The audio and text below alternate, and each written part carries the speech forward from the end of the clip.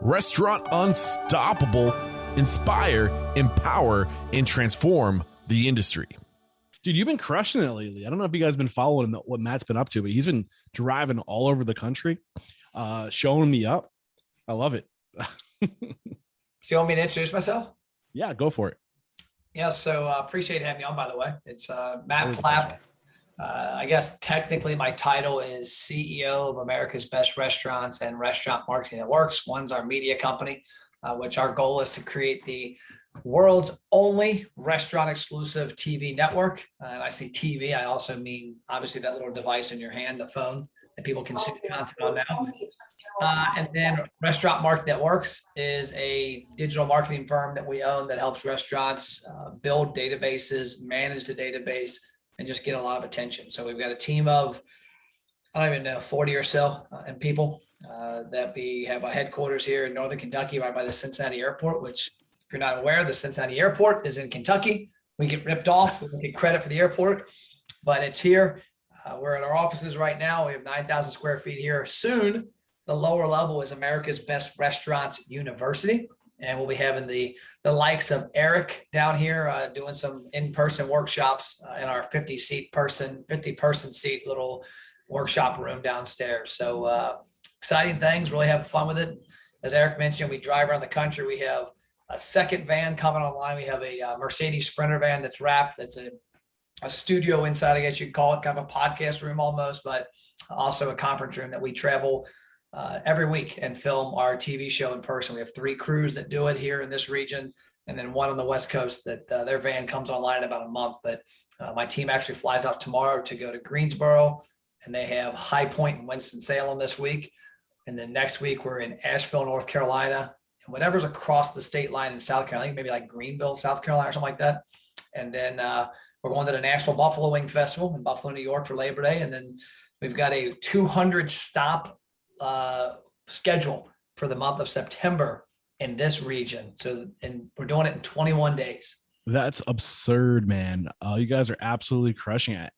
So, I mean, where do we find that? If we want to watch those interviews, where do we go to find those interviews? So they'll start debuting September 6th on YouTube.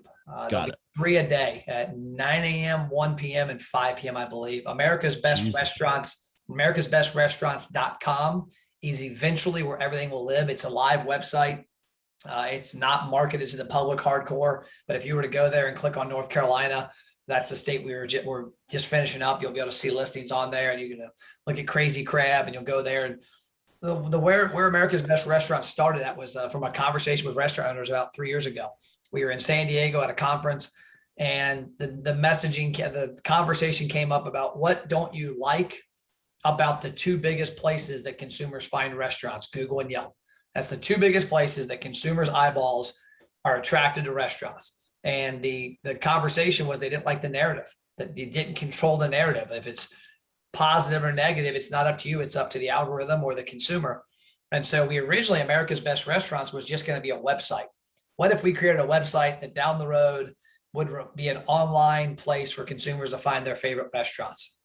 And then it became, well, how's that any different? So then we said, you know what, we're going to travel the country and shoot videos.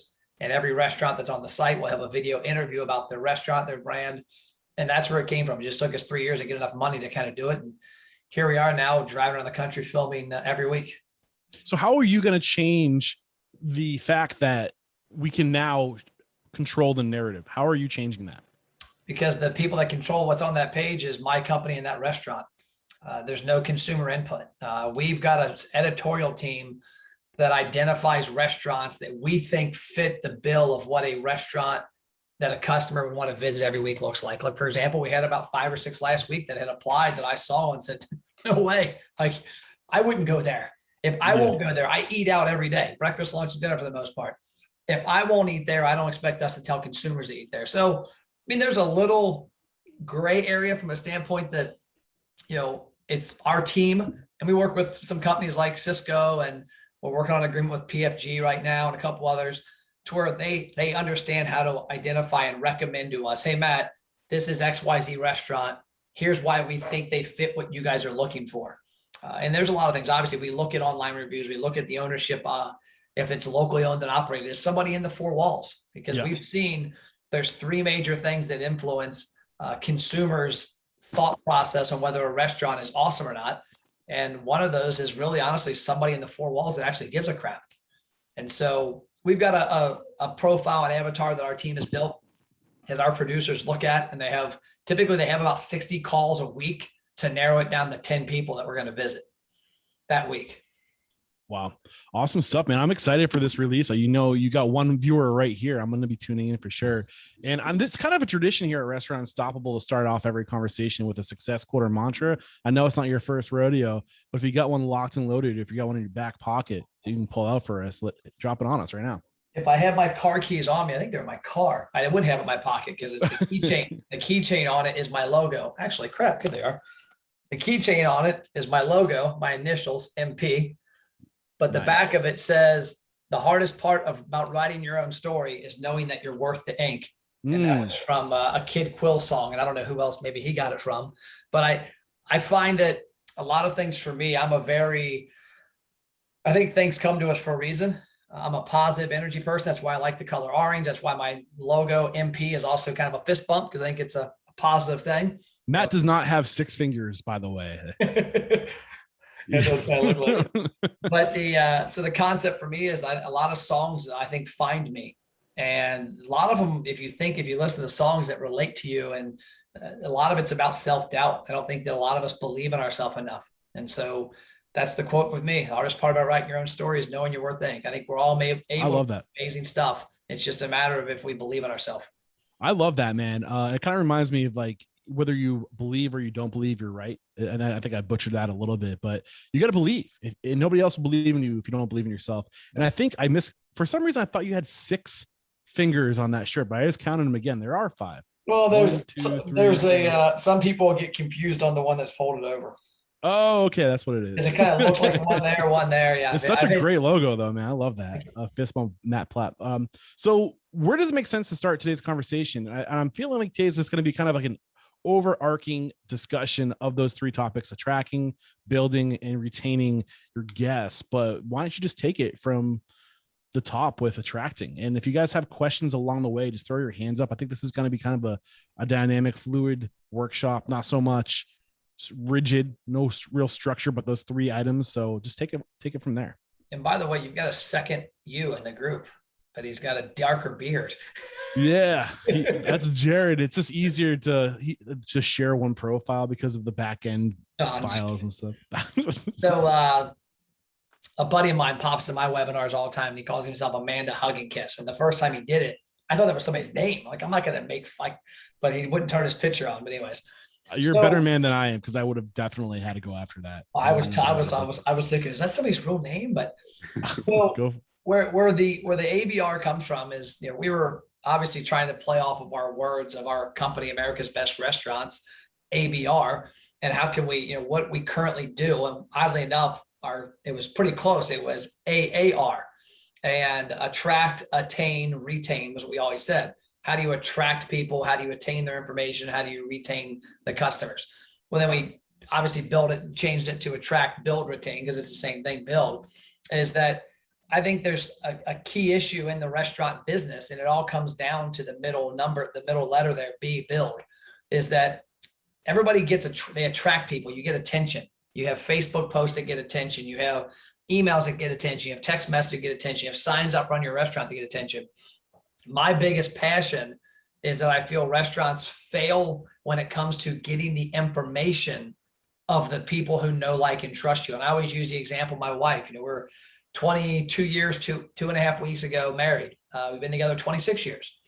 That relationship doesn't start if, when we're at study hall in college, I don't ask for Christy's phone number. If I don't ask for her phone number, there's a chance I don't go on a second date and a third date and a fourth date. And the restaurants all want to get married and have babies with your customers, but you don't want to date them. The dating part starts with getting to know who they are. If somebody's made the hard decision to walk in your restaurant, that means they've driven by other places. They've walked in, parked their car. They've got their credit card out or their cash. I mean, you've already crossed a lot of thresholds.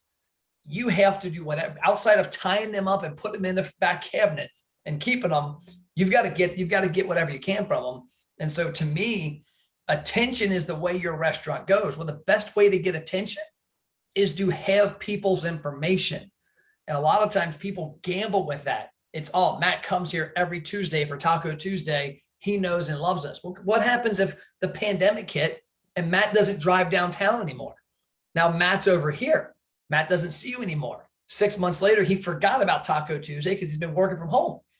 And so that's the big thing I really focus on is how do we help restaurants understand that the most important thing you can do from a marketing standpoint is use all of your efforts and resources to get people's information so that you can more easily communicate with them on your terms.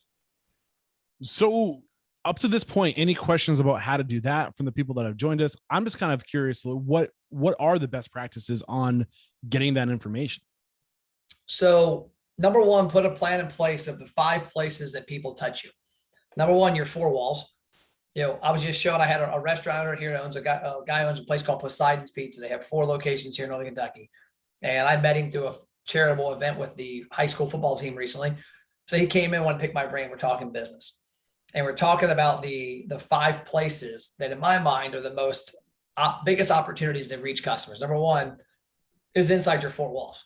Like somebody walks in your building, you better have a tactic in place to get their information. And what I was talking to him about was SOPs, was having these standard operating procedures. We have a company org chart with my company that says everybody's position and their job in that position. And when you got 40 plus people, like restaurants, most of the restaurants have 50, 60, 70 employees. Do they know what their jobs are? Well, somewhere in that 4 walls, somebody's job description needs to have get the customer's information. And I'll get back to that in a second. The second part is your current data. One thing the pandemic has really helped a lot of restaurants with is it's forced customers to get savvy on how to order food online.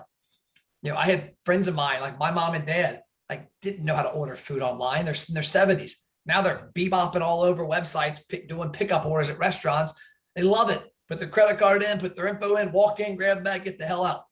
So there's data coming in there. What are you doing with the data? There's just data sitting everywhere in restaurants' computers.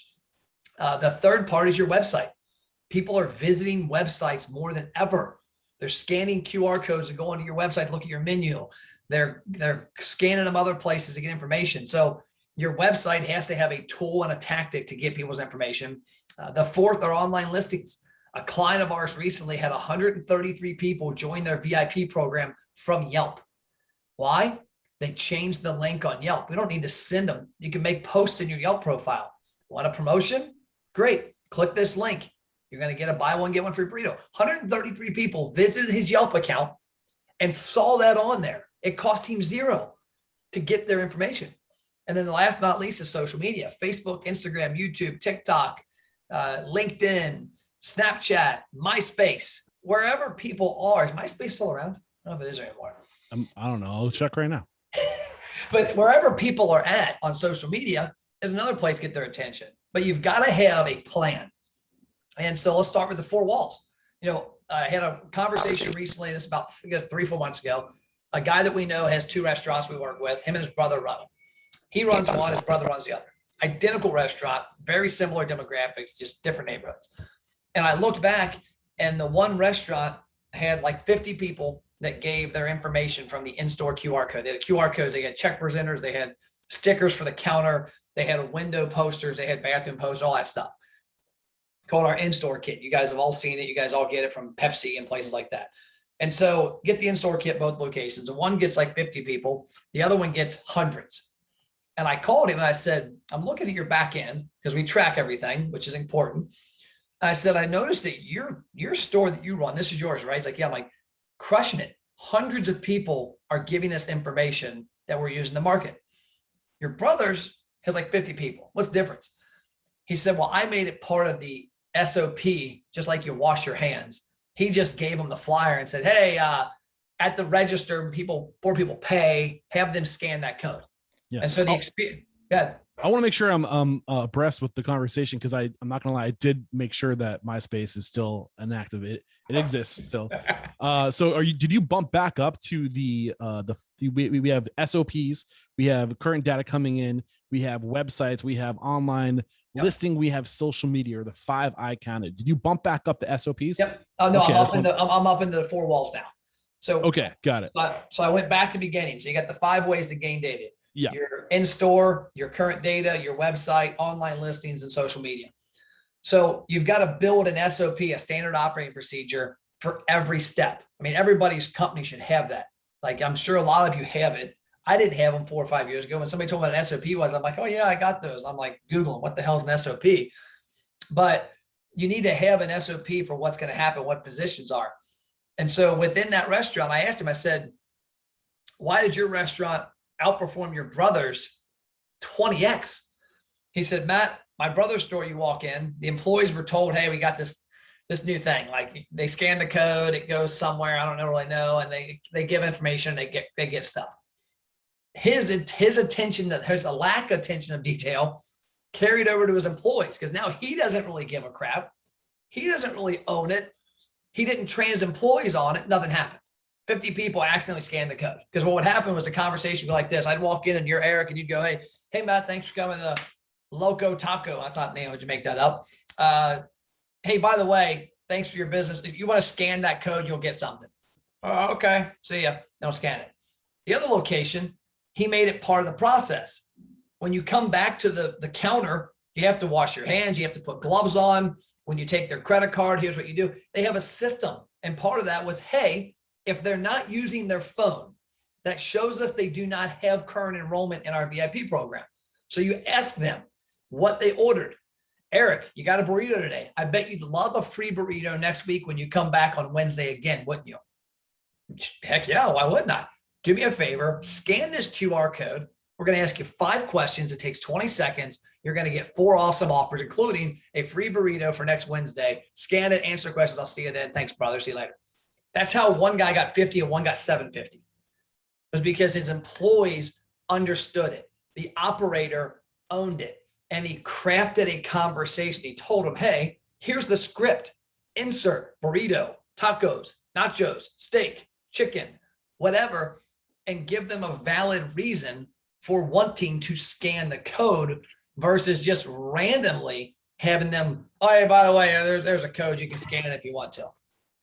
Yeah. So I'm curious. And a lot of times there's the argument where you shouldn't give anything away. You shouldn't give things away. But I think in this scenario, you're not giving anything away. You're trading, because in return, you're getting that contact information. But I guess what I'm curious about up to this point is there a sweet spot of the right amount of generosity? Can you be over generous? How do you coach people through finding that balance of giving just the right amount without giving away too much? The way you can be over generous happened to me 2 weeks ago. I don't know if you saw, I made a post about a smoothie shop I go to and their Toast loyalty. I got lunch from them today, a place called Better Blend. I went on my phone, ordered an acai bowl. Me and Doug went and picked our bowls up, came back, had lunch here. I go there 3 to 5 times a week, probably 5 to 10, honestly, some weeks. So I get lunch, I get smoothies. I had no clue I was gaining money on the back end and getting points in Toast. I happened to log in 2 weeks ago and it's like, hey, you got $38 in free stuff. And I'm like, what is this? And so literally my entire food that week was free. And only reason I redeemed it, I told him, was to prove a point to him that he just gave me $38 he didn't need to give me. I was coming anyways. And so the way you do that is one of the things we tell clients to ask when you've got people joining something. Find out one important question. Are you a frequent customer, a new customer, or a lost customer? Because you don't need to be crazy generous with that frequent customer, because Matt's going to Better Blend 5 days a week anyways. Why in the hell would you give me something free every week? Now, if I said I've never been there and I'm a brand new customer, now you've got all the incentive to try and bribe me and get me to walk in your restaurant more often, because I've got to pass somebody else. What's going to force me to drive past my place? Like I see Sean on here from Cali BBQ out in San Diego. I'll be there in like 3 weeks. What's going to force me to drive past a barbecue restaurant that I might have eaten at 30 times to try him for the first time? And that sometimes is a free item. But as you said, it's not giving away free food. It's bribing them. It's bartering. It's saying, hey, I have no problem proving our worth in exchange for your information. And that's a key element. A lot of restaurants say, oh, I can't do that. I had a restaurant recently that their offer, they asked me, one of my team members, for advice. They were on a podcast, heard about me, and we talked about some stuff. And they said, hey, look at this offer we got on our website. Nobody's using it. And it literally, I'm not exaggerating, like buy 4 entrees, get a drink half price. And I'm like, what? Like, that's like me going to my donor and go, hey, you know what? If you clean your room, I will give you half of a penny that I found that the lawnmower hit. I feel obligated to take that fountain drink cup half the time. That's giving me do I really want this? I'm like, sure, I'll take it. Yeah. Yeah. You want to get something of value, not something that's kind of like a slap across the face. Thanks for your syrup. Yeah. So, okay. As far as we're still talking about the 4 walls, in-house SOPs, and in that moment, like you're kind of describing what that standard operating procedure looks like. Any questions from the folks that have joined us up to this point around what we've covered before we move on to the current data coming in, i.e. online ordering, things like that? Or I don't want to cut you short. Is there more you want to unpackage with the 4 walls? No, I think that's the biggest aspect of it. Is everybody thinks you can hang a banner up and somebody's going to just see it and take action. People become immune to banners and posters. Like somebody has to point it out. Like how many times, like I go to the cabinet at our house and I say, hey, Christy, where are the protein bars? And she's like, they're on the 3rd shelf. And I'm looking at the 3rd shelf. Where? On your left. Where? In the basket. Oh, they're in the basket. Like people need to be told stuff. And so I think when you look at 4 walls, the easy part is to get a poster and tape it to the door. That's easy as can be. Number one, please, if you do this, please fold the tape over behind it and make sure it's not on the edges. It drives me crazy. Like we look in our office here, like I've got stuff hanging up, the tape's invisible. Sorry, pet peeve. But people think because they hang a poster up in their 4 walls or put a table topper, that people are going to take action. Within a couple visits, it becomes immune. They don't see it. Like it's blind. Like I remember going to a restaurant down the street from me, Quaker Steak and Lube, and they're the king of point of purchase. I mean, literally it's everywhere. They've got NASCAR cars hanging from the ceiling. I actually forgot the one room had a Corvette hanging from the ceiling. Like I had seen it so many times, but I'm sitting there one day, I'm like, oh shit, there's a Corvette. I forgot about that. How did you forget a Corvette hanging from the ceiling? Because you see it all the time and it becomes background noise. So in-store marketing, somebody has to own it. People on your team need to know the best way to have that conversation. And it can't be, hey, Eric, you don't want to join our program and give me your email, do you? Of course, they're going to say no. They got to be excited. And I had a client there say, how do I tell that excitement? I said, well, you ask them, do you want a job here? Well, yeah, the way you keep a job is if we succeed. The more customers that come in our restaurant, the more we succeed. The more people whose information that we can invite back, the more we can get people in here. I love it. Awesome stuff. So I think we can move on to the current data coming in. I think the most obvious one is your POS or online order or things of that nature. What am I missing? You know, the secret place where data lives is your company email. I had a client, this was probably about 6 months ago, he's like, Matt, we got no data. You have no data, none at all. How long have you guys been open? 21 years. You've got data. Where? Where's your email? You have an info at. Well, yeah, we have info at blah, blah, blah. I'm like, what's it through? It's through Gmail. Okay, do me a favor. I showed him how. I literally shared screen. He logged in. He exported his sent mail file. He had 17,000 unique email addresses that he had. And I said, you know what? Yes, there's going to be some customers in there that you were replying to that were jerks. But the bulk of those are people that asked for hours, that asked if you catered, that asked if you would donate to their charity, that asked if you'd support their high school. And literally, we ran it through a thing called Never Bounce, which we've now found another place that's a little less expensive. But we ran the list through Never Bounce, and that 17,000 was put down to like 13. He had like 13,000 unique email addresses he had never used. And you partner that with your information from your point of sale, with old loyalty programs. A lot of people have a catering sales manager that more than likely has a database somewhere of a bunch of people's information. We had a client recently, it was pretty unique. He was talking about the same thing, it was the opposite. He didn't have a ton of stuff retail, but his catering person had like 1,000 people that she had prospected over the years and sold catering to and did stuff. I said, here's what we're going to do. We're going to put together an employee gift. Here's a gift for all of your employees. Forward this to your employees. They click the link, they go into a place, they give us their info. It generated like 700 people within a day to join the program because they sent it to the people that, hey, by the way, Hope Business as well. Hey, we just launched a new incentive for our regular customers. I know you guys have been a catering customer. Would you do me a favor and forward this to all of your employees and let them know they can forward it to friends? It's a unique, everybody can join once. And sure enough, like literally the first day, 700 plus people clicked the link and went in there and gave them their information. I'm like, look, keep doing it. Awesome. And that's, I mean, those are just two examples that you dropped on us on top of the online ordering, which is just there. And so I want to make sure I understand. So if you're doing email through Gmail, you can then use Everbounce to, what's that process look like? Is it just a matter of like? Yeah. So if you're using Gmail, you can export everybody you've sent email to ever into a CSV file. You dedupe it by, going there, highlighting all the columns and saying remove duplicates. And then you upload that into Neverbounce, Never Bounce. And what Neverbounce is, a lot of reasons that your email URL might get a bad name is by sending out emails in bulk to people, is that if you're sending it to known bad address, like for example, let's say there's 100, let's say there's 1,000 of those 17,000 are AOL. My mom still has AOL, by the way, which I crack up over because a buddy of mine was one of the executives that sent those CDs out back in the 90s. But she has an AOL account. And so let's say that you upload this list raw and you send it out, and AOL servers get 1,000 inbound emails all of a sudden, and 600 of them are email addresses that don't exist. Well, now AOL system is saying this person's a spammer. Okay. So you put your list into Neverbounce, and Neverbounce will remove the email addresses that they can see in the system that are not inactive, that are inactive. And so what it does is it gets rid of the bad emails, so you've got a clean list. Now, is there anything you have to do if you ever make contact with somebody, if you email somebody, if they email you, are you breaking any rules by just emailing them without permission or adding them to the list? There's a gray area there with the Can Spam Act. I mean, obviously, if you've got those emails in your system, they have communicated with you at some point. There's really not a rule you're breaking, but there is a best practice. If you're going to do that for the first time, I'd say the first 3 or 4 times you email them, very top, first line, why they're getting the email and how to unsubscribe.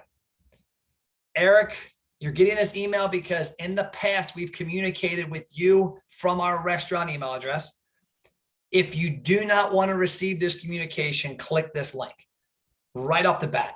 I think people will respect that. I mean, you're gonna earn points by doing that because they're gonna be like, well, I appreciate you that from the very get-go, you're respecting my time and my attention. Yeah, and that's a good point. Yeah. And I'm curious, what if somebody unsubscribes? Is there a scenario where you are allowed to reach out to them or email them if they unsubscribe from your email list? If somebody unsubscribe, I don't know the legality of it. I mean, me personally, no. If they unsubscribe, gone. Erase them. Don't send them anything. That's why you should have one email place that you use. You upload your info and the emails come from there. So if somebody unsubscribes from there, they're not getting anywhere else.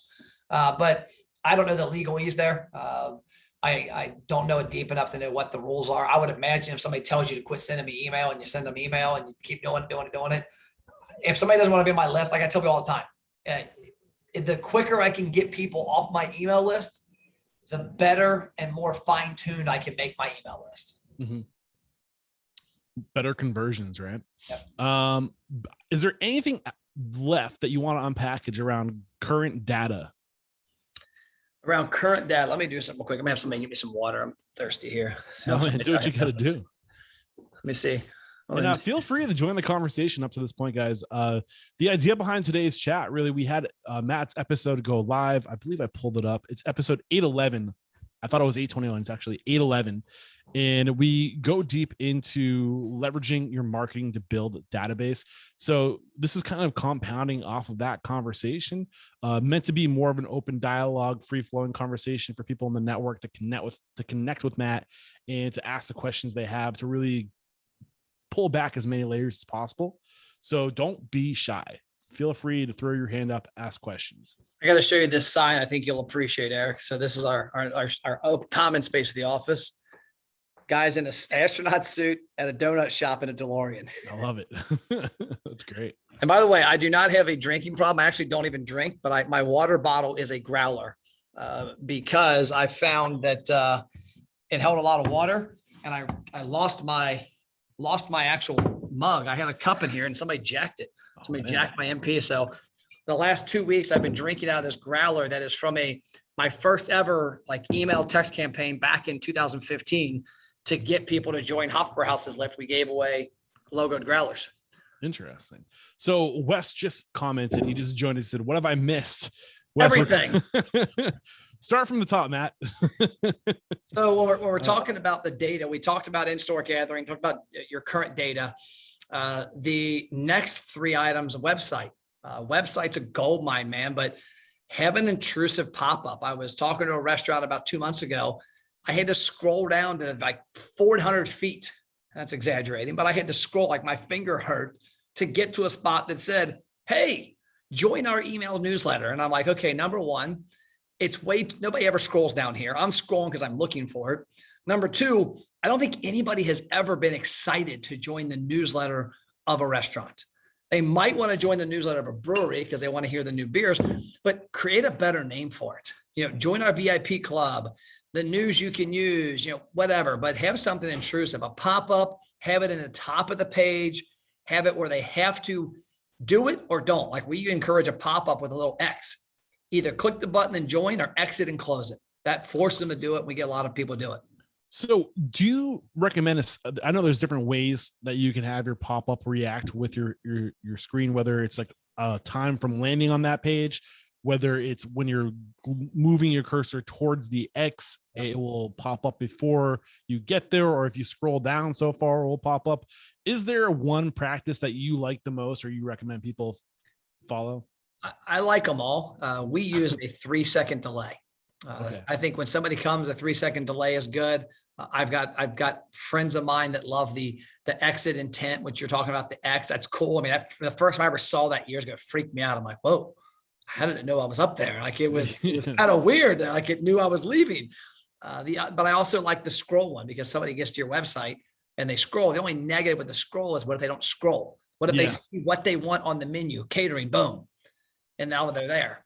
I like the X because for me as a consumer, as a user, I know I tend to get irritated when I'm reading something so many seconds in and like something jumps in the way. I'm like, get the hell out of here. Yeah. Like I'm immediately trying to exit it. But when you're leaving the site, you finish what you came to do. And I feel like it's still catching the attention, but it's almost like being more considerate of the end user. I don't know. I like it. It's a good balance for me at least. Yeah, we've seen a lot of them work. I don't have any qualms with one or the other. I think they all work pretty well. I love the intrusiveness of it. That was funny. We had a restaurant we work with that has 18 locations, and their web designer, we had tested with one of the locations, and we said, hey, we want to test this with this location, this new pop-up idea. He's like, no, that's way too intrusive. I'm like, that's the object. But no. He was what I call like a web savant. Like sometimes people are just too into certain things. And he was crazy with regards to like the website had to be perfect. I'm like, dude, you want people to come to the website and give you information. That's the end of the day. You want to either come order food online, give your information, or walk your butt to the restaurant and get directions. And we want it to be intrusive. So I was kind of confused when he's like, it's too intrusive. I'm like, that's the concept of marketing. Marketing is intrusive. Like I'm on Facebook and you come in my life. I'm on a YouTube video. You come into my life. I mean, that's the concept of it. Yeah. So we actually have some chatter happening in the chat section, which is what I was hoping for. Yeah. I think Wes asked a question about what do you consider to be an appropriate customer acquisition for cost of a restaurant trying to open. I think that's similar to the question I asked earlier about, is there a sweet spot for the give that you're offering? Can you give too much is what I was asking. I think that's similar to what Wes is asking here, but is there a different answer?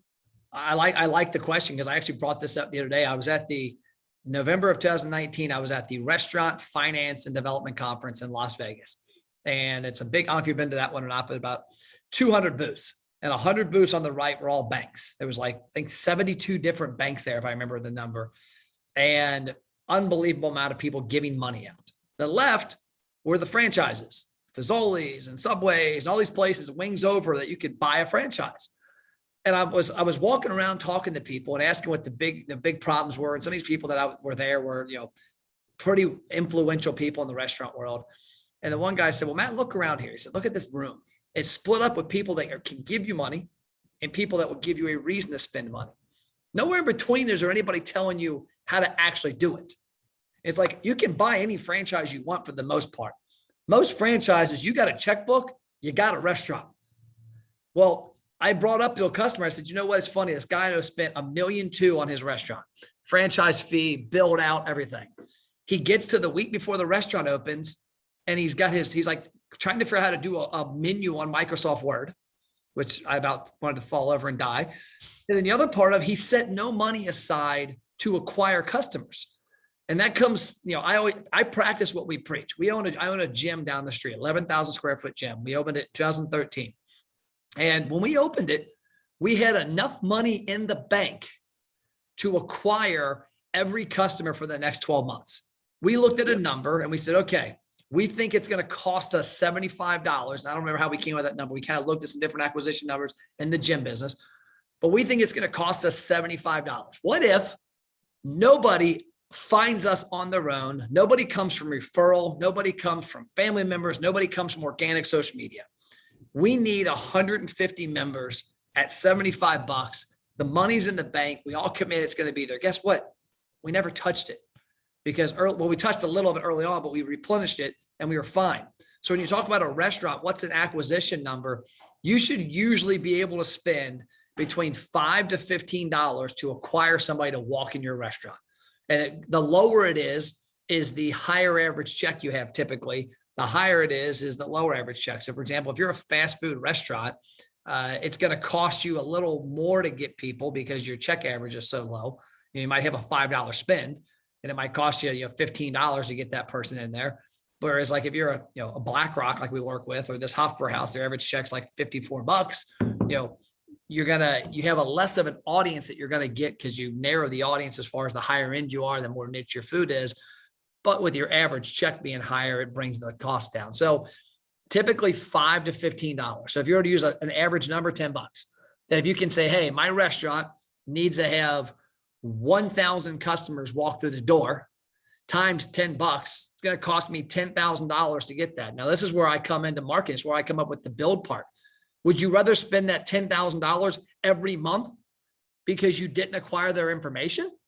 That's what happens is restaurants typically rent audiences. You're renting Facebook's audience. You're renting Instagram's audience. You're renting a radio station's audience. You're renting a direct mail company's audience.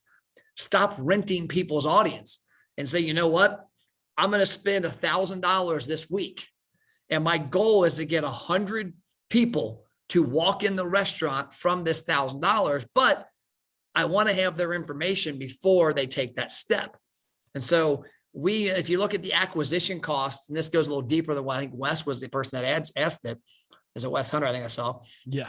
Is if you look at the cost, we can typically on Facebook, for example, we can run a Facebook ad and for around $1, get somebody to give us their visit frequency, name, phone number, email, and birthday. Now, most restaurants, it's about a 20% conversion rate. So now I've got to get 5 people to do that to get 1 to walk in. So now I'm up to $5. So I just spent $5 to get 5 people to give me their information, but 1 to walk in the restaurant. And so when I look at that aspect, that's where that 5 comes into play on a lower end and then 15 on a higher end. I love that. So if we're opening a restaurant, how much money do you think should be in the bank set aside for just this expense of getting new customers? I think it depends on where you open it. We were in Chapel Hill last week shooting our TV show. We were in Chapel Hill, High Point, and Greensboro. And one of my producers picked a couple places in Chapel Hill that were awesome restaurants. And we're looking at them and we're talking about advertising budgets. And I said, well, this guy should have basically no advertising budget. Why? Like you walk by his restaurant to get on campus. We were there shooting the show. And it was the first day of classes at Chapel Hill. If I would have counted, I bet 5,000 kids walked by the door. You have to have terrible food, terrible service, and everybody hate you for those kids not to walk in your restaurant at some point. So your acquisition cost is your rent, is the fact that you're in a high profile place.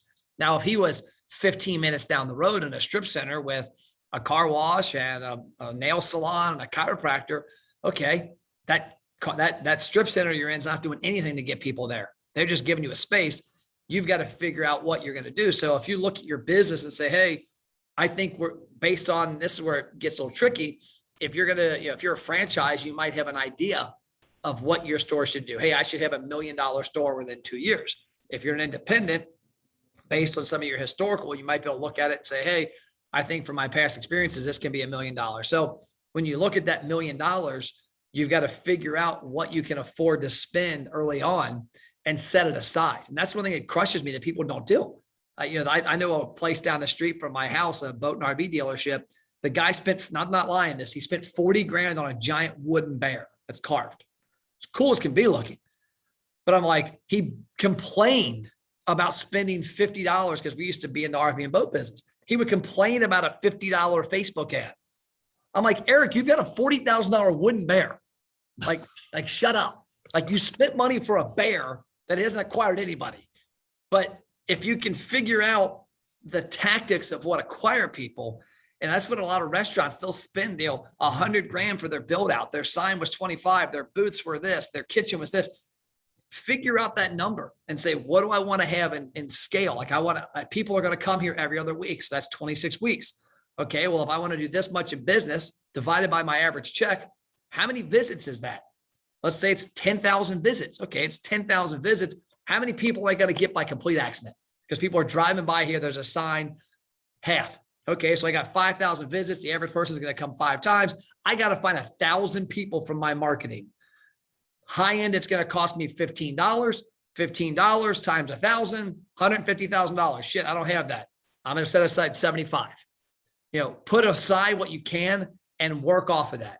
And that was again with the finance development conference. I asked them that. I said, hey, I see you guys will finance. Where on this line? Because I had literally the franchise had all these line items: the hood, the sign, like Quaker Steak and Lube, the car hanger from the ceiling.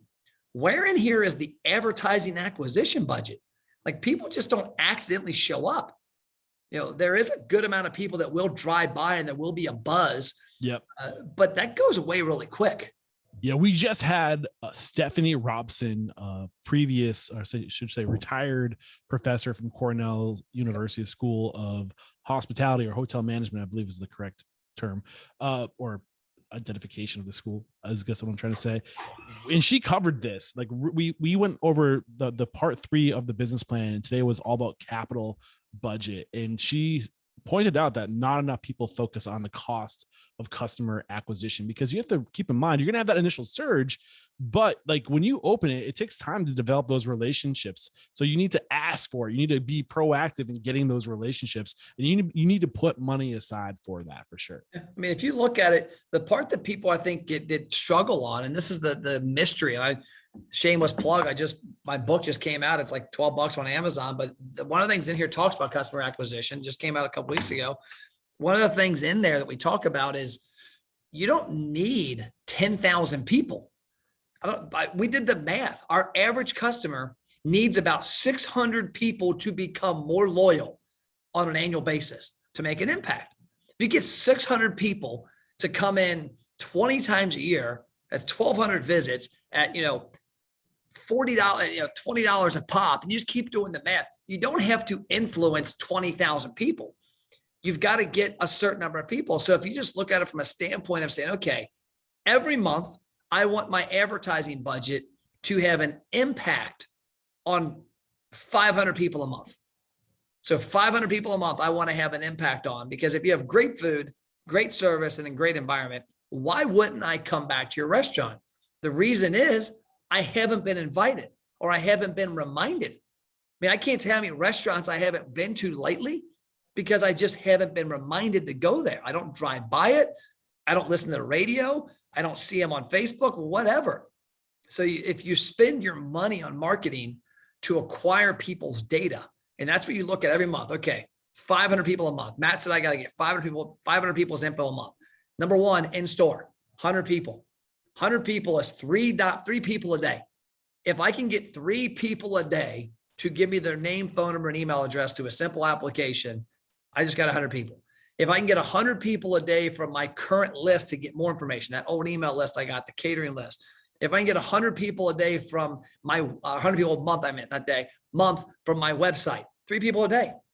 100 people from my Yelp and Google My Business page, and then 100 people from Facebook or Instagram, that's 500 people's information a month. And if they took the effort to give you that information, they've already pre-qualified themselves. Like, Eric, do you randomly go around giving people your information? No, I'm actually kind of very strict. Yeah, but if you walked into your favorite restaurant that you went to every 3 weeks and they said, Eric, we know you love the chicken and waffles. Did you know that our VIP program, you get a free order of chicken and waffles? Here's my email. Take my wallet. Here's my social card. Here's my passport. Here's my vaccination card. Whatever you need, I'm in. So I think from that standpoint, that's where a lot of people fail. And you don't have to impact thousands. You have to impact a few, but you have to consistently do it. And if you take all 5 of those approaches and say 100 people a month times 3 years, you've got a damn good database, and then you got to use it. Do you think Pareto's principles coming into effect here when you're talking about just fewer, more loyal, like getting a better relationship with fewer customers? Oh yeah, for sure. I mean, because if somebody doesn't like your restaurant, why do you want to be friends with them? Yeah, well, I'm thinking of like the 80-20 rule, Pareto's principle. And I think that we focus on volume, getting as many people as possible into our restaurant. When I think that if you focus on that 20%, that's, responsible for 80% of your revenue. Where do you lie on that? Oh, I love it, because you look at it from a visit standpoint. In the book, I talk about, there's a part here that says, how many more mats do you want? There it is, page 56. There's a little scale of a bunch of mats.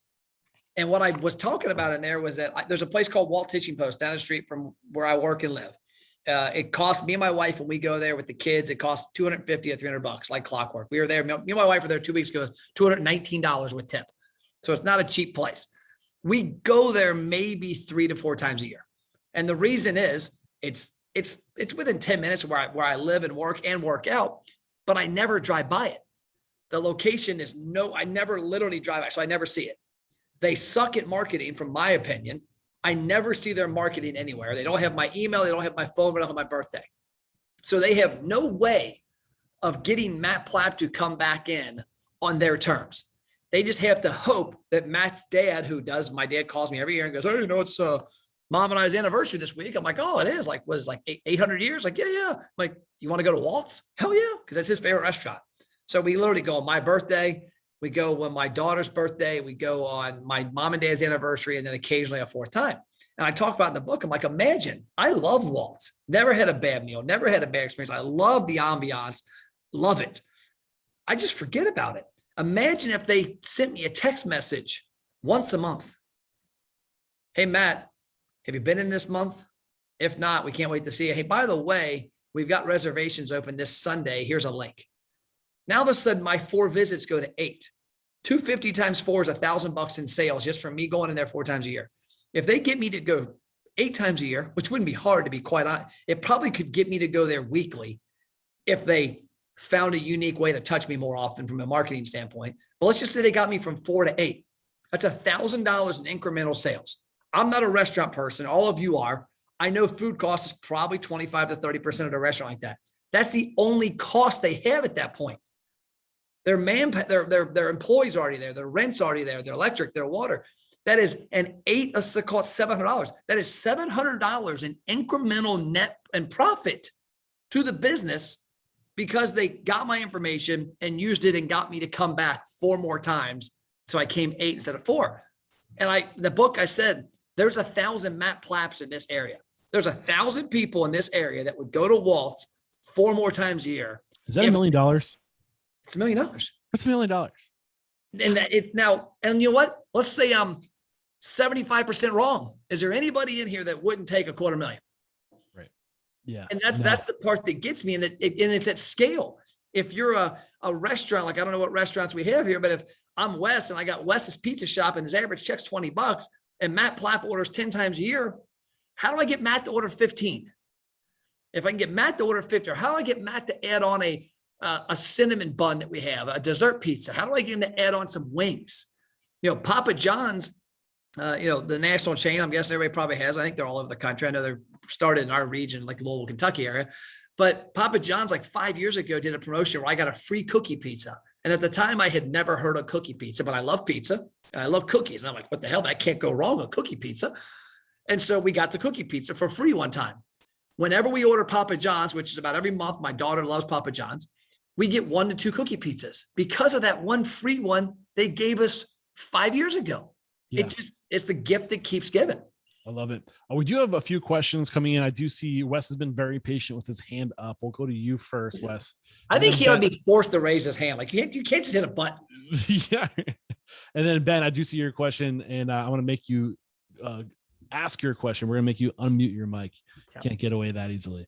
All right, go for it, Wes. All right. So listening to your episode, you talk about a lot of different buckets of customer frequency of visits. So what would you consider the typical distribution of those buckets to be across sort of your typical average restaurant client?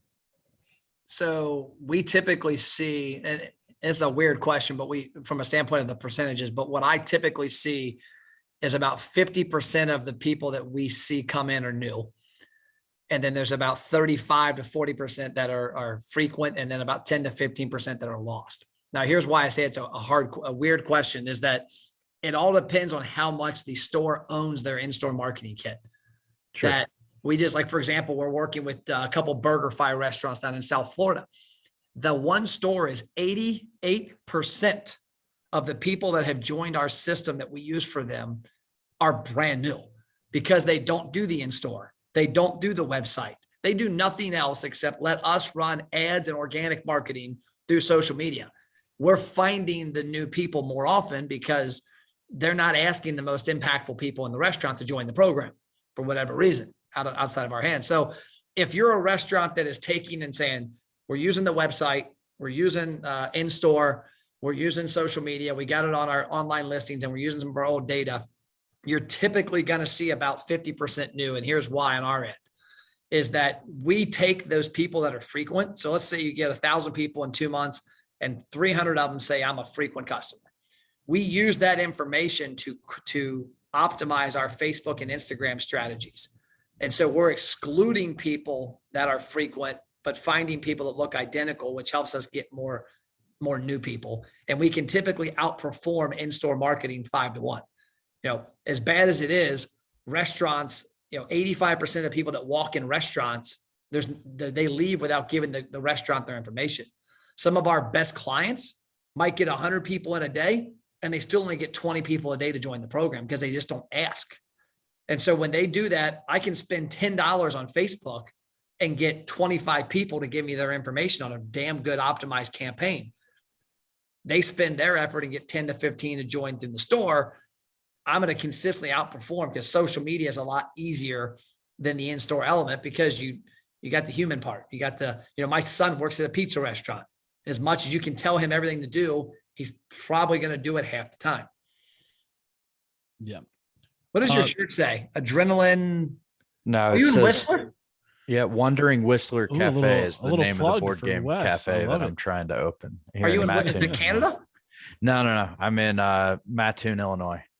Where's that at? Central Illinois, near Champaign, Effingham area. Okay. My dad's from Rockford, Illinois, which is northwest of Chicago. Okay. Yeah. No, I saw Whistler. I like going skiing at Whistler up in Vancouver, Canada. You got me excited. It grabs people for a couple different reasons. So anyway. So Matt, correct me if I'm wrong. We really haven't dove much into online listings and social media. I don't think we need to unpackage too much there. I do see a question from Ben asking what are actually, you know what? I'm not going to let you get off that easy. I'm going to unmute your mic, Ben. You can go ahead and you already were unmuted. My bad. All good. I'm actually going to change up my question because I think it's been addressed a little bit. Yeah. It just sounds like, Matt, that you, and correct me if I'm wrong, but it seemed like you're a little bit less on reward programs and more about marketing to capture lost people or new customers.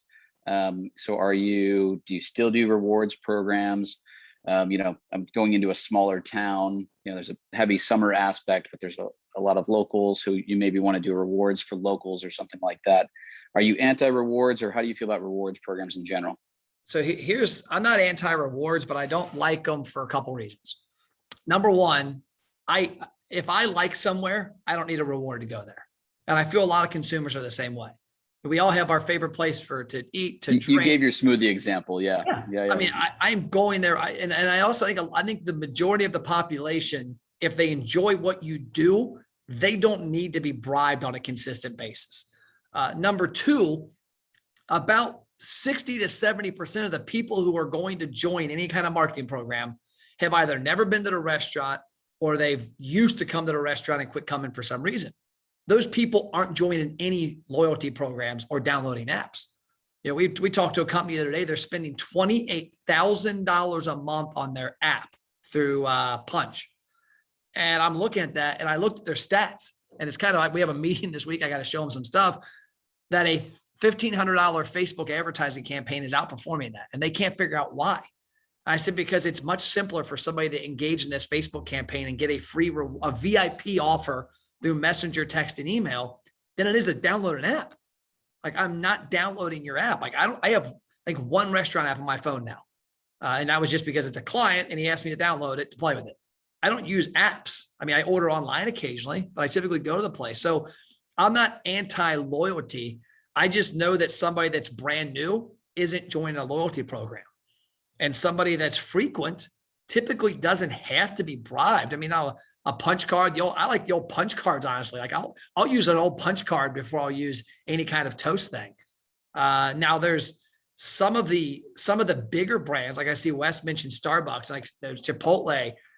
I lied, there's two. I have Chipotle's app on my phone because my son orders Chipotle like it's going out of style. So if he's with me, I have the app on my phone to order it. But those bigger brands have that cheating edge. They have a very clean system, very easy way to do stuff. The small mom and pops, the small independents, the small local restaurants, the places that are in ski resorts that have a certain winter, or like you mentioned, summer, the season. I just don't think that people care that much about loyalty. And we've seen it. I mean, we work with hundreds of franchises and it cracks me up because we're like the enemy sometimes for no reason of the franchise corporate office, because the corporate office has their baby and we got the app. Our app is gold. It's what's going to end the world marketing problem in restaurants. And then they look at it, like one of the ones we work with is, I won't mention the brand, I guess that'd be a bad idea, but we looked at it and they're hardcore. And they had two of the locations we talked to, 11% of their monthly sales come from that app. But corporate wants them to put all of their marketing effort behind the app. And I'm like, why would you put that much effort to something that's losing? That 89% of people over the last 2 years have told you they're not using it. They walk in here, like, I don't think that much about where I eat. And like, it's not like I'm planning for 4 days, like I'm going to lunch there. It's where are we going? Thai? Let's go to my Thai. So from a loyalty standpoint, yeah, I'm kind of against it because it doesn't appeal to masses. Like I said, somebody that's new or lost doesn't care about loyalty. They want to have a great experience the first time, and if they have a great experience, they'll come back. And I don't think people need it. We've seen people that are activated by simply being engaged, by simply being reminded about a great product or experience they have. They don't need to be bribed all the time. Yeah. So when I think of loyalty, a lot of the same reasons why people say couponing isn't the best way to go, because the people who take advantage of coupons are generally not the most loyal customers. They're looking for a cheap thing right now, and they're going to go to the cheapest option. Those aren't the people you want to have a relationship with. And I feel like loyalty programs generally kind of act off that same philosophy of cutting these people on this list a break for being loyal to us. We're going to give you incentives. We're going to have you save money. It looks like you're agreeing with that. You're shaking with it. Agree completely. I mean, our tagline for America's Best Restaurants for our roadshow is helping restaurants find frequent customers. Restaurants survive off of, remember, cheers, norm. Restaurants survive off of norms. They don't survive off of the infrequent guest. Well, a lot of people that are coupon clippers are infrequent, or they're just clipping it because they know it's there every month. Like we actually surveyed, there was a brand in Cincinnati we did some work with years ago, and same coupon for like 7 years in this local magazine called Reach Magazine. It's owned by Clipper now. 10 off 30 for 7 years. It's still there. If I get it this month, guarantee the coupon's there. And they're paying $3,900 a month to distribute that coupon to all these people. And they're getting like 1,400 redeemed every month. So 1,400, like, oh, it's killing it, Matt. We have to use it.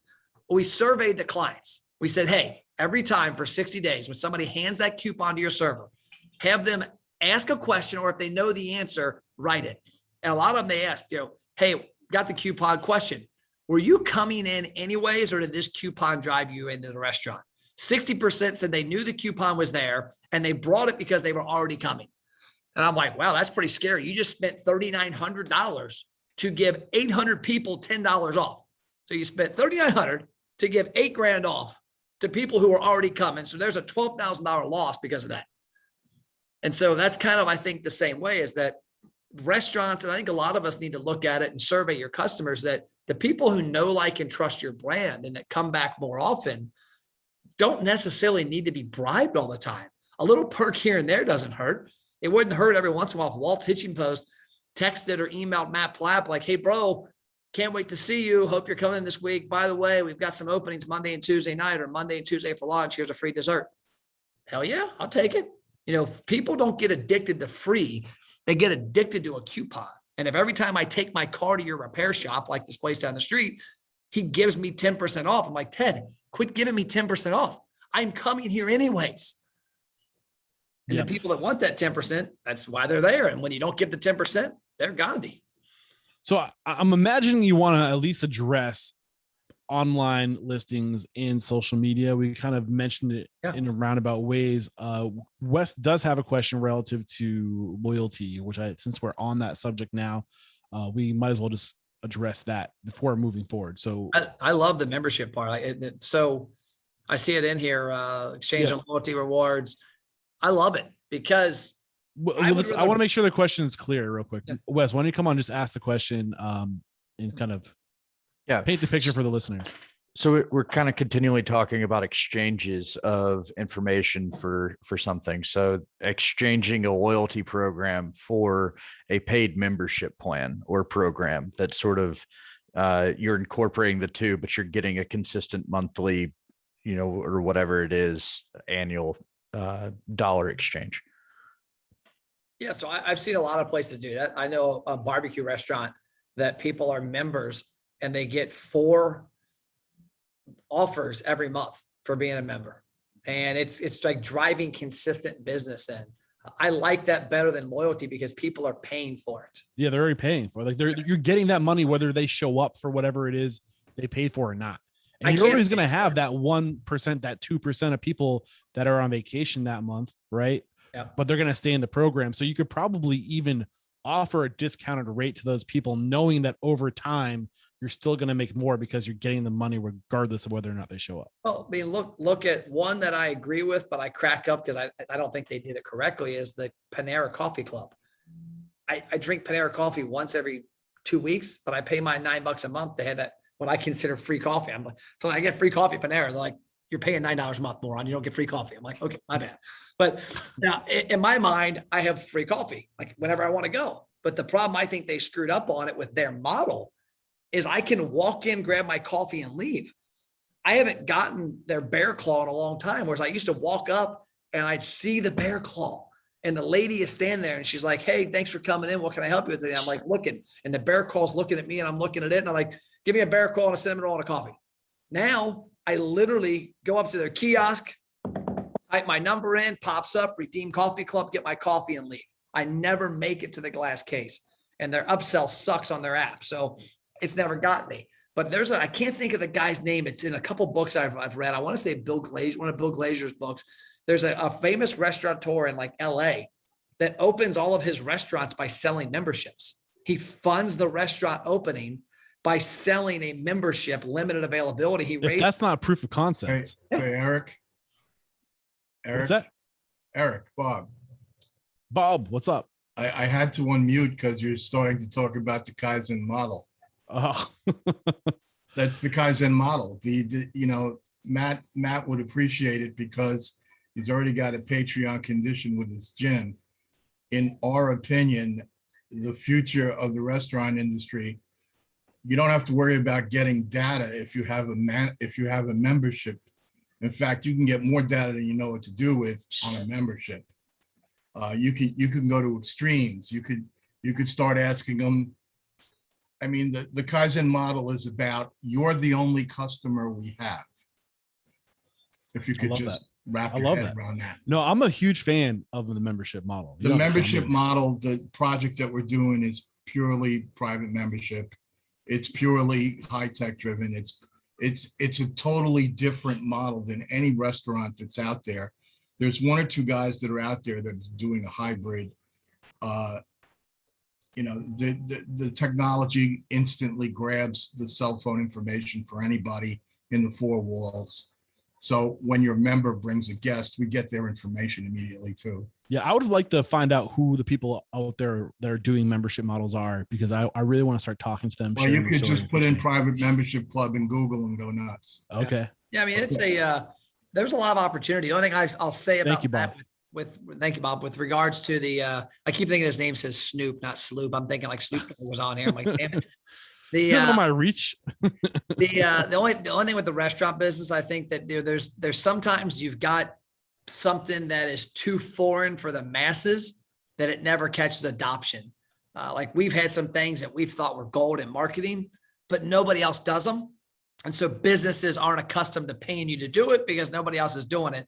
The membership model where I've seen it have success is when they fund a certain percentage of their business based on that. Now there are obviously country clubs. Like, I mean, my dad, I grew up at a country club. He paid like $500 a month and we had to eat at the country club. It's just what it was. So it's out there. But I think for the masses of restaurants, it's not like there's a large enough capacity for every restaurant to do it. But I think I've seen a lot of restaurants that do what I would consider membership / paid loyalty. Hofbrauhaus has the Stein Club. You pay $125 a year to have a Stein that you buy from them at the restaurant, and you get perks as a Stein Club member. Yeah, I think mug clubs are like the best example of like this happening early on in our industry. Yep. And it's a great way to start a restaurant. If you want that initial capital, start a mug club from the day before you open, and that's going to be liquidity up front that you get to use to just get going, right? We still haven't touched on those last two subjects officially, and we are over an hour of recording time. So I want to make sure, I do love this dialogue, by the way. I'm loving the questions, guys. Thank you very much. So let's just quickly tap on online listings and social media. I don't think we need to go too deep there. Yeah, I mean, those are easier ones. I also want to finish with talking about the ABR, the retain. Oh, right. But online listings, it's everybody sends people to their online listing is found by Yelp customers from the iPhone, by Google. Everybody sends them to their website. And when you send someone to your website, unless you got a pop-up, they're clicking everywhere. They can click and go everywhere. There's no control over it. I'm a fan of sending people from your listings to one place that only does is grab information. Because if somebody's found you on Google, they found you on Yelp, don't send them to your website. Your menu's already there. They more than likely have already seen your menu. They see your hours. Give them a valid reason. Like I had a restaurant recently that's a landing page. They don't use Messenger, they use a landing page. They click, they go there. Hey, we're glad you visited from Yelp, because you can do custom URLs. It's not a hard thing. We're glad you visited from Yelp. If you want to enjoy our restaurant and free for the first time, answer 5 questions below. We're going to give you a free burger for your first visit. Thank you. You can skip to bypass this if you do not enjoy a free burger. And then it has on there, you can only get it one time. And so they got to do it again. They already recognize them. But if they click skip, they just skip to go on their website anyways. And so I'm a fan of sending people to a place, because if I'm on Yelp or I'm on Google looking at your restaurant, I'm probably going to come visit, or I'm probably interested. Take it to the next level. Get my phone number. I'm looking at you. Like I'm checking my wife out in study hall at Morehead State. I'm looking at her and I'm like, hey, Marcia, what's her name? It's Christy. Okay, cool. You think she want to go out this weekend? Matt, why don't you ask her? Like, we're not 5. So I walk over and I get Christy. She's like, yeah, I get her number. Here we are 26 years later and 2 kids. It's the same thing. Is you got to pitch your dating your customer. And if somebody's on Yelp, are you going to let Yelp point them where they just go to the website? No, give them a specific place to go.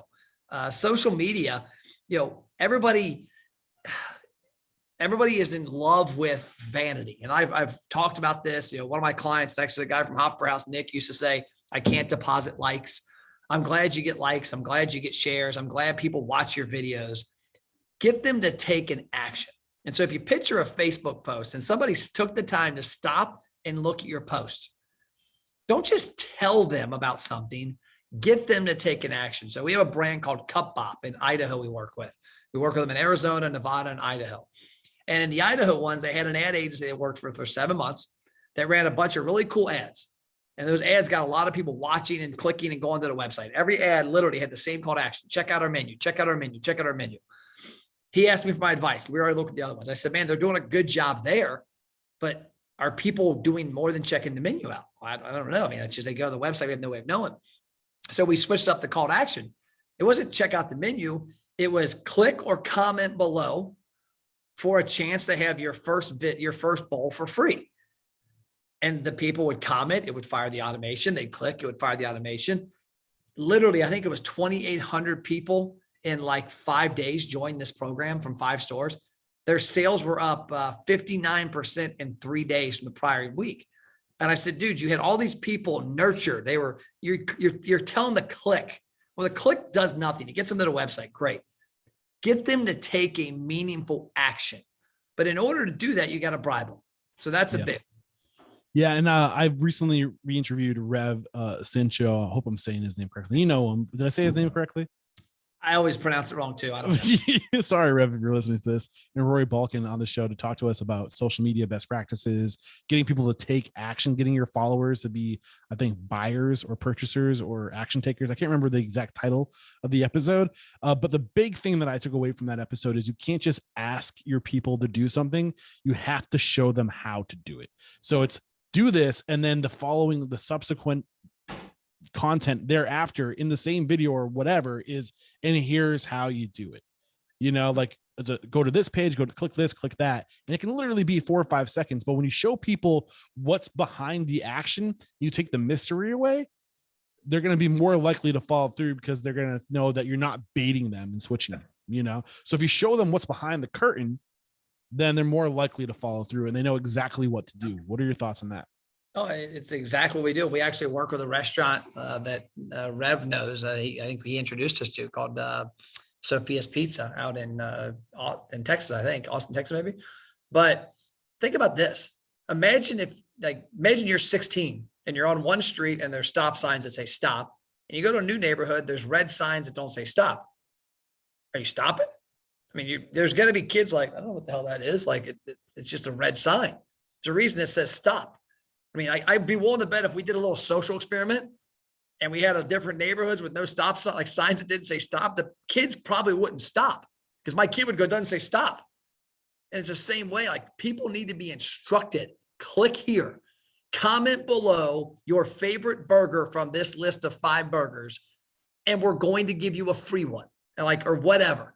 And so like you mentioned, setting the table. When you ask people to do stuff, if you set the table for what is next, there's an expectation and deliver on the expectation.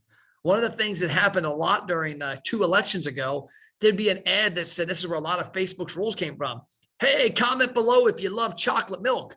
And you did, and it went to a Facebook message that said, vote for Bernie Sanders. You're like, the hell's this? Like literally, I don't know if you saw it literally happened everywhere. It was every political candidate had crazy ads running. It had nothing to do with them, but you went to that landing page or that messenger or whatever, and it was like, what is this? But I mean, so if you got somebody that says, hey, you love our brand, take the action below, and here's what's going to happen.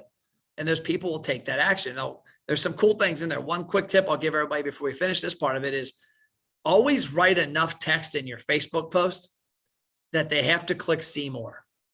Because if you picture somebody stops, so imagine this is a giant phone. I stop my scroll and I'm looking at your Facebook post and it's one sentence.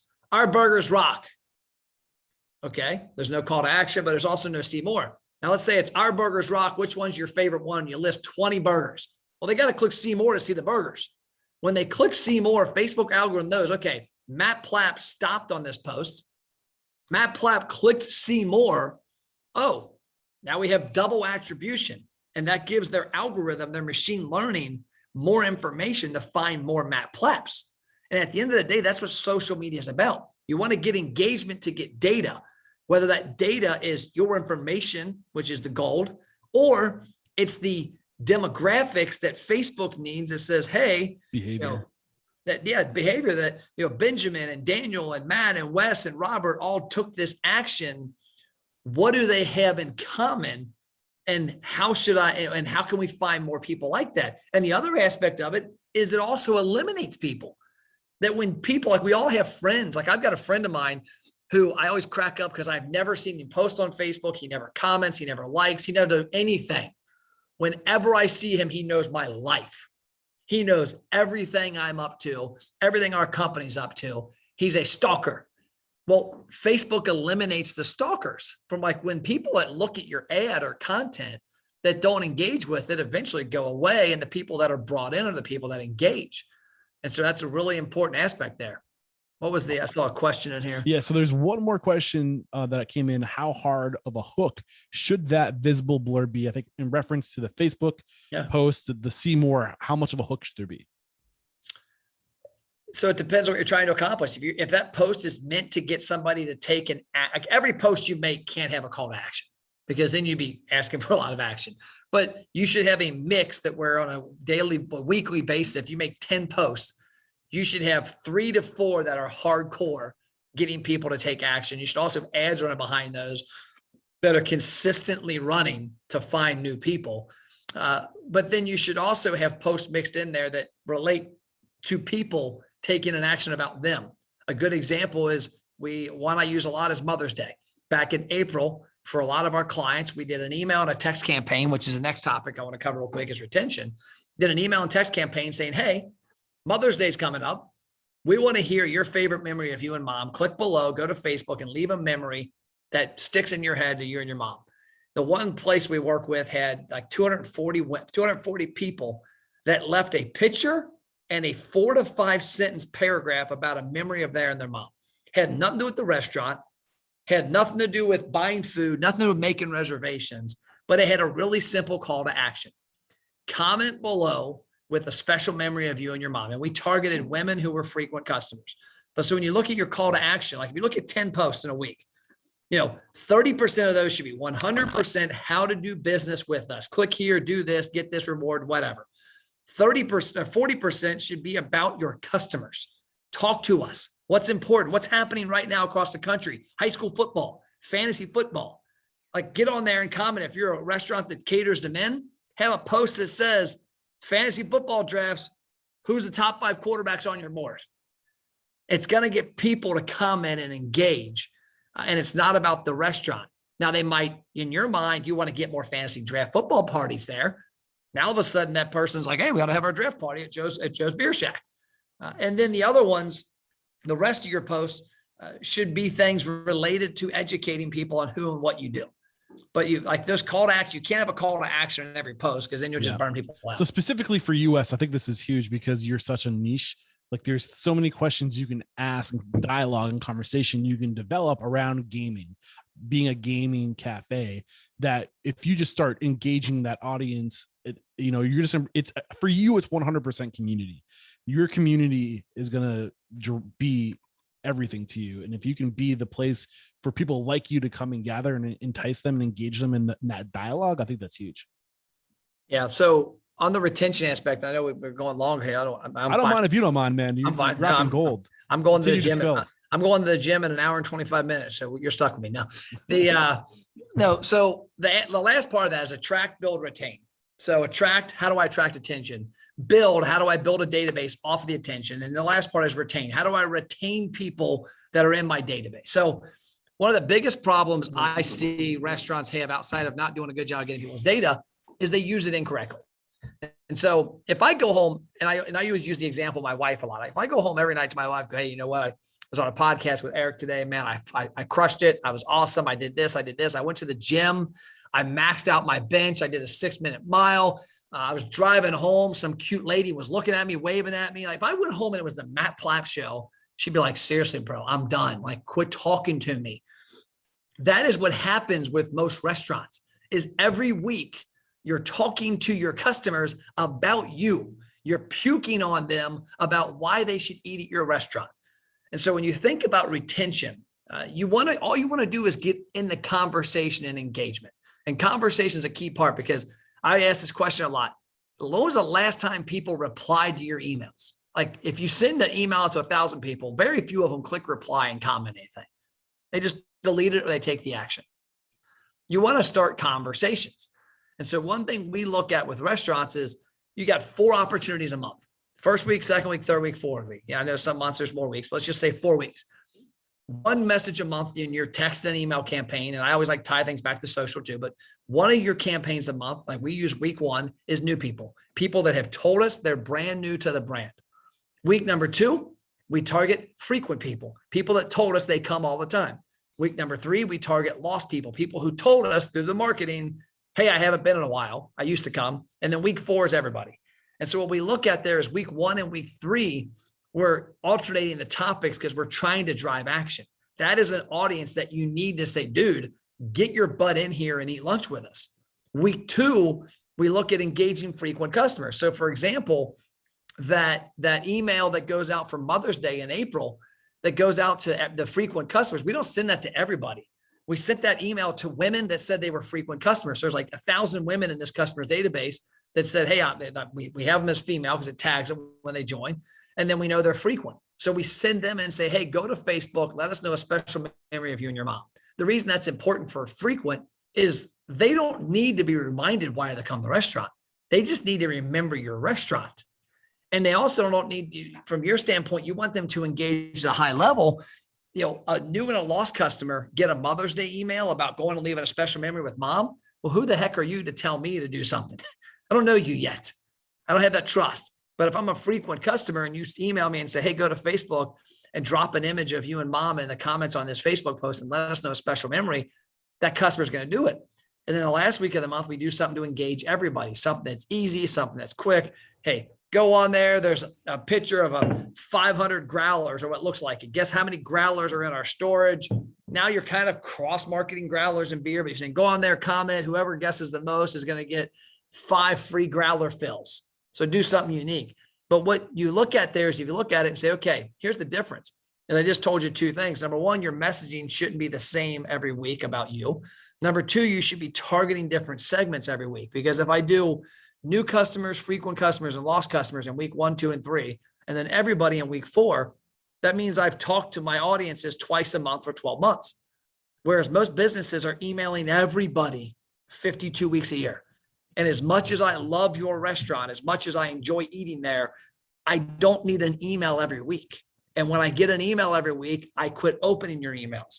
And when it gets to about 4, 5, 6 months in, people quit. It just doesn't pay attention. And so now you just lost that audience. So 2 big things with retention is number 1, talk to people differently based on who they are. And number 2, don't talk to them every week. Because if you don't talk to them every week, now you become a little more important when you do arrive in the inbox, especially if it's a frequent customer and they know they're only going to see you. They don't know it's twice in 4th week, but they know they only see an occasional email from you. And that makes it more important that they're going to open and click it. And then also when the message isn't always about you, when it involves Mother's Day, Father's Day, fantasy football, high school football, charitable, when it involves something that's not saying come eat food, they appreciate that more and they engage more. Awesome stuff. Wes did have a question. I don't know if this is around retention. Maybe how bad is it if you post engagement questions and get crickets? Not open yet. Wes is not open yet, but they're building their base. So what if he's not getting engagement early on? Wes, I've probably done, if I had to guess, I don't know, 20,000 videos, a lot. My first ever Facebook Live was me. I remember holding my phone. I'm like, hey, it's Matt Plapp. I'm at XYZ. And I'm like looking, going, there's nobody on. Like, why? Who am I talking to? Like, what's going on here? You got to start somewhere and make fun of it. Hey, today's question's this. By the way, nobody answered yesterday. So I'm going to just assume this is the answer and have fun with it. Yeah. And then also, find a way to get people to, you're not open yet. Go to a restaurant down the street and buy gift cards from 10 restaurants and say, hey, we're opening up soon. I think your place is awesome. I want to buy some gift cards and do some giveaways on ours. They'll share it. I love that. People will comment. It'll eventually take it. But I mean, it comes down to, it's like anything else. Like we get clients that get crickets. When I hear you say that, Matt, I think I'm always giving the advice to people just to go talk to their competition, the other restaurants in their community. If people aren't eating at your restaurant, where else are they eating? Go talk to those people, engage those people. And if you say thank you by purchasing gift cards from them that you then turn around and promote them to your customers, I think that's probably the best way to reciprocate. And it's going to show, it's like a olive branch. Is that the olive branch? Yeah, you're sending an olive branch. Yeah. Yeah. But no, you're going to get crickets. And so you got to find what that winning formula is. You're going to get posts that get one like. It's going to be your mom. I've got content on some of our social channels. We do good on some, we do terrible on some, and I look at it from it all compounds. And you know what? If I do another 10,000 videos and every video gets one more person to watch, in 10 years, I'm in a much better place than I was if I had never made a video. And we've got Facebook posts that I think are gold that get like 2 likes. I look, it's my mom and dad. And I'm like, damn, no love. How many downloads do you think I was getting when I started this podcast 820 episodes ago? 0. Yeah, maybe 50 on a good one, on a good episode. But I think you just got to show up, just start and keep showing up, and you'll see it over time. It will build. I've loved this conversation. Is there anything left on the topic of retention that you haven't dropped on us yet that you want to get out? Topic of retention. So number one, when you're building that data, this goes to retention. When you're building your database, don't be afraid to ask for a lot of information so that you can segment. Yes. A lot of people say, oh, I'm just going to ask for email. It's the lowest hanging fruit. It's really easy. I'm going to get one thing. So I'll say, okay, if you get 1,000 people and you say, hey, I'm going to ask you 5 questions, your gender, your visit frequency, your email, your phone number, your birthday.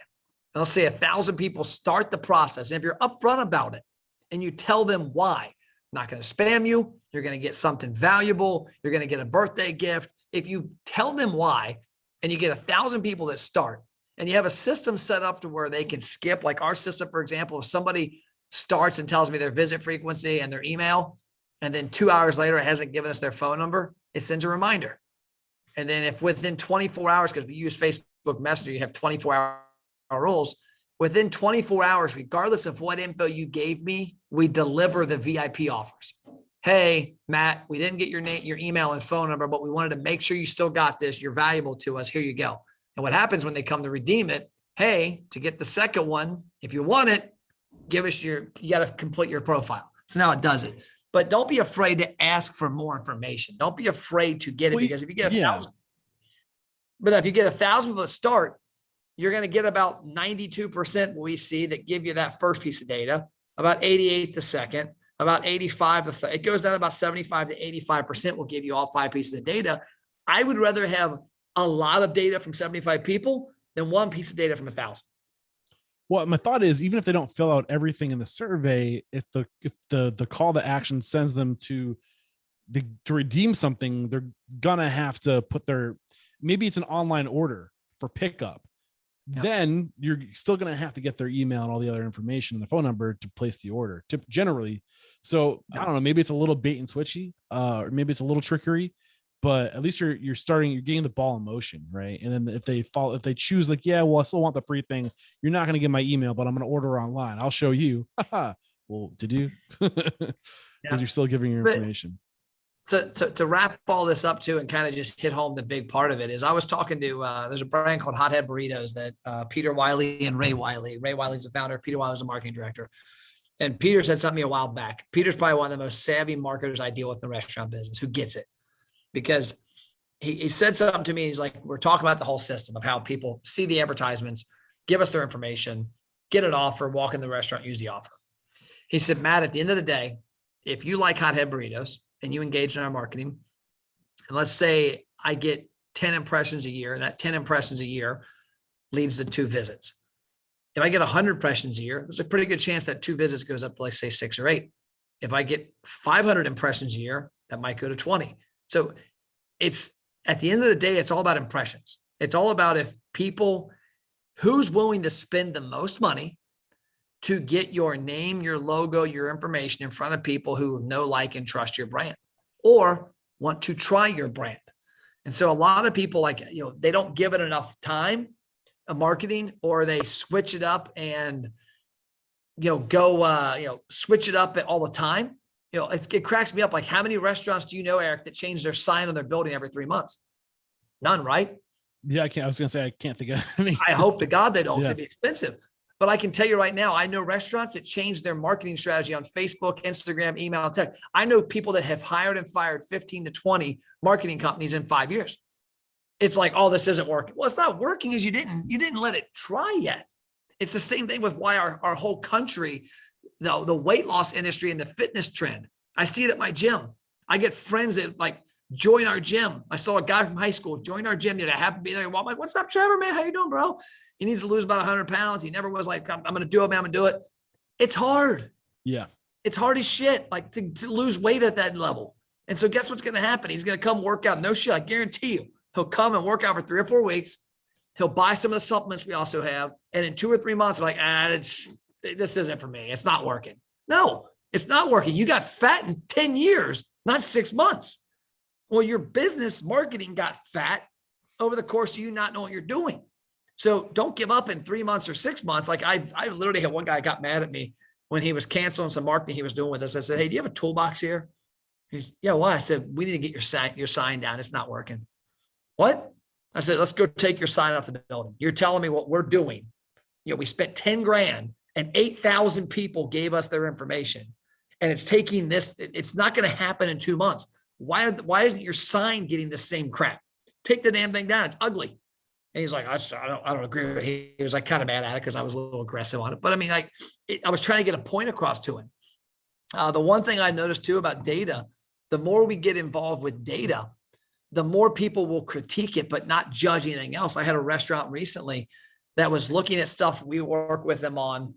And man, they were picking it apart. Like how many people gave us their information, how many walked in, what percentage, what blah, blah, blah. I said, hey, you guys buy radio still, right? Yeah, we spend $8 grand a month. How many people heard your radio commercial and walked in a restaurant last month? I don't know. Oh, so you literally have no idea. No. How many people heard your radio commercial that gave you their name, phone number, and email? And you know what? How many people gave you any piece of data from here? I mean, I don't know. And I'm like, so you got something you're spending $1,000 on that you're beating to death with like a dead animal with a baseball, like a bee that just stung you. But you got this over here. It's like, it's mass media. It's like what we've always done. And I think a lot of times I was telling some of my team members the other day, we had like a little training with 5 of the salespeople. I said, unfortunately, we're able to show people a lot of stuff. We're able to show them this ad ran and this many people clicked it. And this people gave us their info. And this people walked in a restaurant and they spent this much money. They're going to dig it. They're going to look at every angle. Whereas when they get radio ads or direct mail or TV or billboards or their sign, it's just, it is what it is. It's a known entity. You got to do it. Yeah. That's the part that just crushes them. Matt, I've loved today's conversation. I think you've dropped a ton of value. We pulled back some layers. We got greedy with our questions and you delivered. Thank you so much. I think now is the time to wrap it up. And how can we connect with you? If we are interested in working with you, if you left us wanting more, what's the best way to connect? So my email is matt@mattplapp.com. And mattplapp.com is my personal website. If you go on there, it'll point you in directions of where you want to check me out, the podcast, the websites for our companies. And if you want to email me also, since they're a listener of yours, we've got some of my books here. I'll mail you a copy of the book. Nice. So if you want to do me a favor, CC me on that email too, because I would love to know. So Eric at Restaurant Unstoppable. That's Eric with a C. Sorry, I think I spoke over you. No, you're good. Just tell them you want the free book from Eric at Restaurant Unstoppable, and we'll get it shipped out to you ASAP. But I mean, it's all about helping. Yeah, my cell phone number too. If you want to call me, I'm pretty busy, but I try my hardest to return phone calls and texts. It's 859-743-2408. It's in that room somewhere. But that's my phone number. If you want to give me a call and have a conversation, I'm an open book.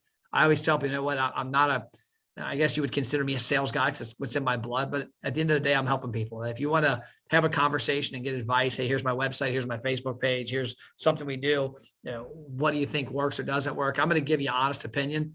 And then I'm also going to tell you when I think you're crazy on certain things that are or aren't working. Because, I think unfortunately, a lot of people are lip service.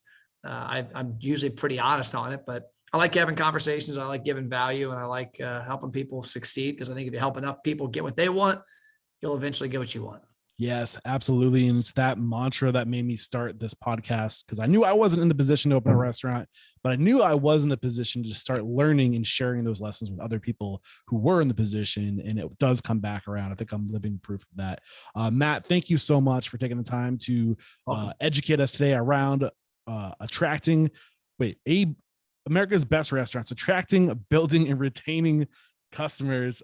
This was a great conversation, and Matt is in the network as well. If you want to connect with them over there, that's always an option. So I think we can wrap it there. There is no questioning. You are unstoppable. Thanks, sir. Cheers.